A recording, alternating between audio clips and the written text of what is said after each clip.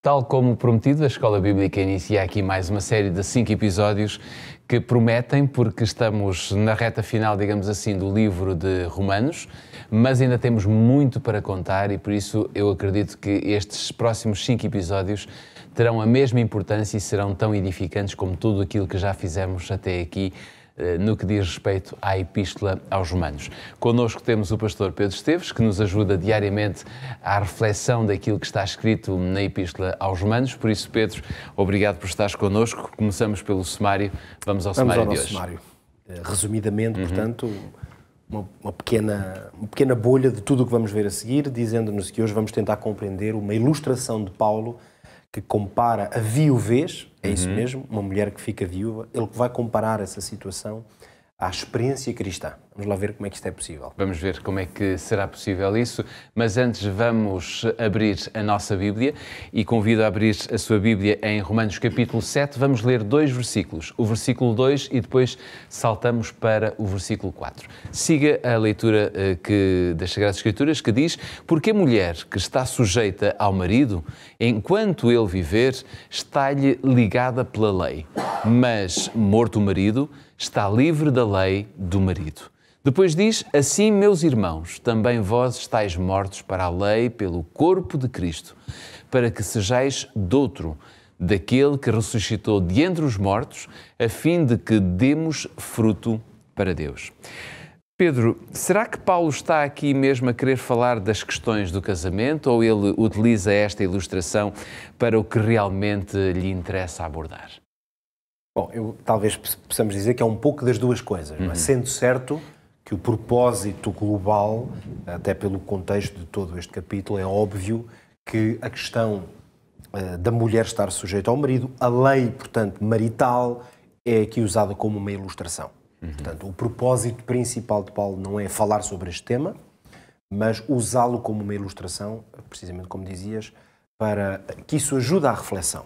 Mas também é verdade que quem usa da palavra, por exemplo, para pregar a Bíblia, muitas vezes é verdade que mesmo se temos um tema que estamos a abordar, por vezes alguns parênteses que fazemos são úteis para poder dar pequenos toques noutros temas e às vezes vêm dentro do contexto geral da explicação que estamos a dar. Portanto, eu acredito que Paulo aqui também está a usar essa ferramenta de oratória, digamos assim, não se desviando do seu tema principal, mas acabando por, em vez de ter que inventar uma parábola, por assim dizer, vai usar alguma coisa real. E aqui, no fundo, qual é o contexto em que Paulo vai integrar esta ilustração? Isso é que é o mais importante para compreendermos como é que surge aqui, assim, aparentemente no vazio, esta explicação sobre a mulher estar sujeita ao marido enquanto viver, mas que depois de morto ela está livre dessa lei, digamos assim, à qual não é que a aprisionasse, é uma lei natural da própria convivência. Ele até chama a lei do marido. A lei do marido. Não é? Ora, precisamente, por isso eu digo, Paulo, dando este exemplo, ele tem um objetivo muito claro e sabemos que é precisamente referir-se àquilo que podemos designar como o sistema judaico, o sistema de adoração previsto desde o Sinai, no fundo, na lei de Moisés, em todas as suas múltiplas vertentes, que muitas vezes a expressão lei, quando é utilizada na carta aos Romanos e mesmo em várias outras cartas do apóstolo Paulo, nós percebemos que em diversas ocasiões a ideia ou a própria expressão de lei está essencialmente a referir-se a esse sistema religioso, por assim dizer. Claro.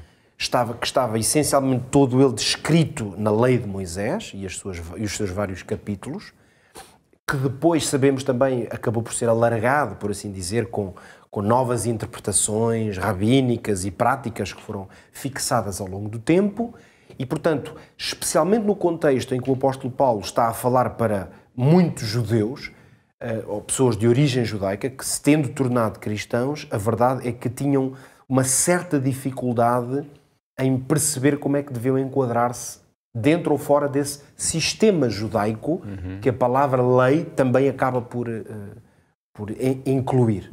Portanto, a realidade qual era com que Paulo estava confrontado muitas vezes? Crentes judeus que ainda não estavam prontos para abandonar, no fundo, o que tinha sido toda uma prática de vida, um estilo de vida praticamente, que era muito importante. Não quer dizer que todo esse estilo de vida, ou esse sistema judaico, em si mesmo fosse uma coisa má. Muito desse sistema tinha a ver com padrões morais, no fundo, que incluíam a família, que incluíam a alimentação, que incluíam a relação com Deus. E esses padrões, globalmente, respondiam a propósitos maiores da parte de Deus. No entanto, obviamente, que era um sistema que, em muitas dimensões, a vinda de Cristo e a dimensão cristã, passemos aqui a redundância, que Cristo veio trazer ao fundar a sua igreja, não colocavam nenhuma obrigação, como é óbvio, de uma pessoa manter-se debaixo da autoridade de todo esse sistema. Então, aqui nós compreendemos o quê?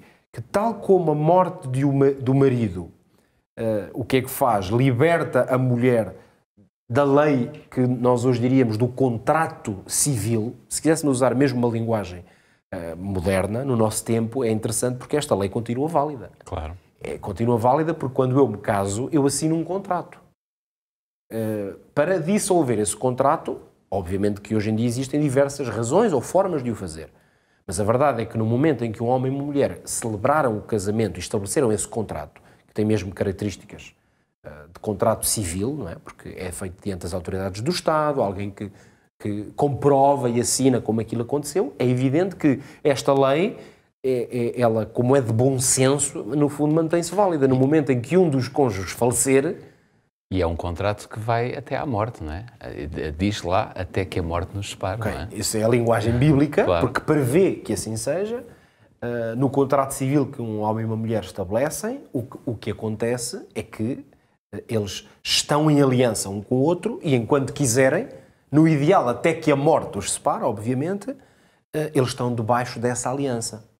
Isso, no entanto, a partir do momento em que esse pressuposto, porque é como um pressuposto do contrato, deixar de existir, e neste caso é não estar em vida, portanto isto, obviamente, na linguagem do Antigo Testamento aplica-se a chamada lei do marido, hoje, na nossa linguagem, é irrelevante, digamos, qual é o género que está em causa, claro. A partir do momento em que desce à sepultura, desce ao pó, automaticamente esse contrato não está mais em vigor. Terminou.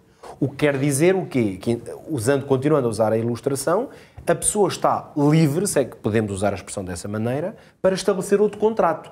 E não está a ir contra nenhuma lei.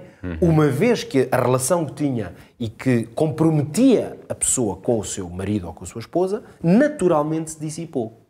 Ora, o apóstolo Paulo, o que é que ele quer agora dizer? No fundo, ele estava a dizer aos judeus, vocês notem que vocês iniciaram uma nova fase na vossa vida. É como se vocês estão livres para casar do ponto de vista da relação que têm com Deus, vocês não estão debaixo de um sistema que ordenava a vossa vida nas mais diversas formas. Poderíamos lembrar aqui, a título de exemplo, que esse sistema judaico implicava um conjunto de festas, por exemplo.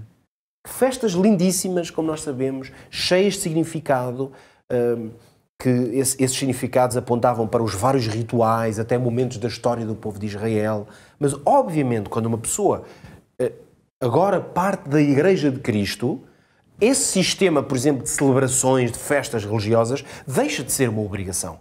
Por isso é que a pessoa é como se estivesse livre desse sistema e agora tem um novo casamento.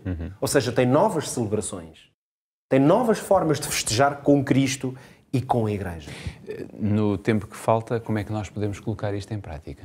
Eu creio que nós podemos aplicar esta ilustração dizendo que se alguma coisa nos prende ao passado, e por vezes há coisas que nos prendem, podem ser tradições, histórias familiares, enfim, aquilo que nos prende ao passado e nos impede de avançar para um novo casamento, ou seja, uma nova vida com Jesus Cristo, nós temos que compreender que podemos abandonar aquilo que não nos permite uma relação plena com Cristo. Deus o ajude a avançar nessa direção. É este o nosso desejo, sincero, e por isso nós contamos que você continue a lutar com Deus para que a sua vida seja cada vez mais edificada na plenitude daquilo que o Senhor Deus quer de si. Quanto a nós, já sabe, voltamos no nosso próximo episódio para mais um estudo da Bíblia. Até lá.